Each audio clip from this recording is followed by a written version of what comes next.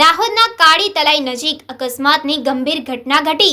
દાહોદના કાળી તલાઈ નજીક અકસ્માતની ઘટના ઘટી છે. લોખંડના પાઇપો ભરીને જતું ટ્રેલર પલટી ગયું છે. નજીકમાંથી પસાર થતા ટ્રક ઇકો અને છોટા હાથી ગાડીને અડફેટે લીધા. અકસ્માતમાં ઇકો ચાલક અને છોટા હાથીના ચાલકને ઈજાઓ પહોંચી છે. ટ્રેલરની સાંકળ તૂટી જતા ટ્રેલરે રોડ ઉપર પલટી ખાતા અકસ્માત સર્જાયો. આ અકસ્માતની ઘટનામાં કોઈ જાનહાનિ થવા પામી નથી. બે વાહનોના ચાલકોને નાની મોટી ઈજા થઈ છે.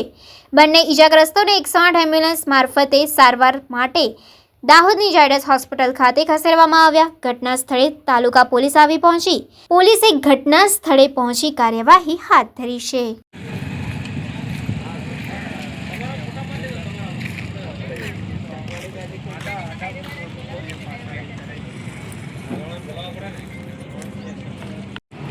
એટલે એ પહેલા આવી છે ને સહી